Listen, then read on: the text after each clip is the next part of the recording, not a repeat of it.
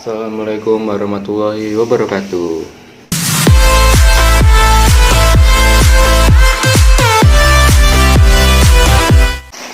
Oke, kali ini saya Andi Adrian aka Fiver akan menjelaskan tentang sistem respirasi. Oke, secara umum respirasi adalah udara masuk dan menetap, kemudian masuk ke dalam pernapasan otot, sehingga trakea dapat melakukan penyaringan, penghangatan, dan melembabkan udara yang masuk. Pengisapan udara biasa disebut dengan inspirasi, dan penghembusan udara biasa disebut dengan ekspirasi. Dan bagaimana proses terjadinya respirasi pada manusia? Berikut penjelasannya. Oke, berikut alat-alat respirasi pada manusia, yaitu yang pertama dari atas ada rongga hidung dan rongga mulut. Yang kedua adalah laring. Yang ketiga adalah trakea. Yang keempat adalah bronkus. Bronkus nanti cabangnya ke bronchiolus, dan di bronchiolus itu ada alveolus. Oke. Pernapasan atau respirasi adalah proses yang bermula dari pengambilan oksigen, pengeluaran karbohidrat, hingga penggunaan energi yang ada di dalam tubuh kita. Seperti yang kita tahu bahwa manusia menghirup oksigen dari udara bebas dan membuang karbohidrat karbodioksida ke lingkungan. Berikut struktur dari sistem respirasi. Saluran nafas bagian atas, yang pertama udara yang masuk ke dalam tubuh akan dihangatkan, disaring, dan dilembabkan. Saluran nafas bagian bawah menghantarkan udara yang masuk dari saluran atas ke alveolus atau alveoli.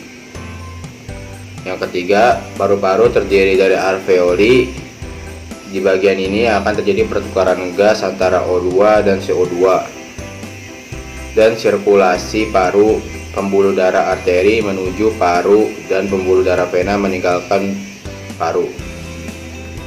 Yang keempat, rongga pleura, adanya dua selaput serosa yang meliputi dinding rongga dada disebut dengan pleura parietalis, dan paru atau pleura visceralis. Rongga dan dinding dada di mana pompa muskuloskeletal mengatur pertukaran gas dalam proses respirasi.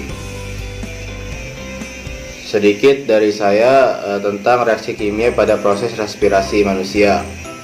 Berikut reaksi kimianya. C6H12O6 ditambah 6O2A 6CO2 ditambah 6H2O. Dari reaksi kimia tersebut dapat dijabarkan bahwa pada saat respirasi terjadi, proses penghirupan oksigen dan karbohidrat atau amiolum C6H12O6, lalu udara masuk dalam paru-paru. Udara dikeluarkan, maka karbon dioksida dan uap air akan dikeluarkan secara bersamaan. Oke, jadi berikutnya saya akan menjelaskan tentang macam-macam respirasi. Yaitu ada dua macam, yaitu respirasi aerob dan respirasi anaerob. Dan yang pertama akan saya jelaskan yaitu respirasi aerob. Respirasi aerob, proses respirasi ini terjadi pada pembakaran zat makanan menggunakan oksigen dari pernapasan yang dilakukan guna untuk menghasilkan energi dalam bentuk ATP. Proses ini biasanya berlangsung pada manusia, tanaman, dan semua makhluk hidup. ATP digunakan untuk memenuhi kebutuhan dalam kehidupan sehari-hari yang senantiasa memerlukan energi dalam melakukan suatu kegiatan. Reaksi aerob ini terjadi di paru-paru, berlaku juga untuk hewan, tumbuhan, dan segala macam makhluk hidup, dan juga pada organel mitokondria. Dan berikutnya tentang respirasi anaerob. Respirasi anaerob tidak memerlukan adanya oksigen sebagai penerima.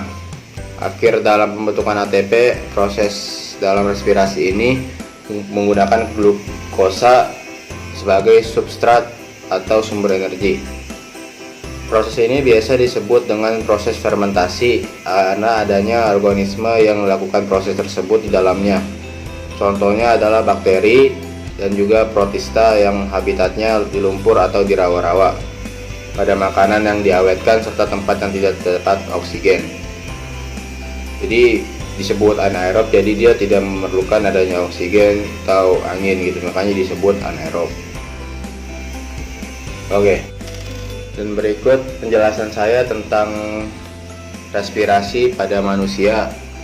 Jangan lupa di like dan share juga pembelajaran saya ini, semoga bermanfaat khususnya untuk anak SMA. Assalamualaikum warahmatullahi wabarakatuh. Salam permanen.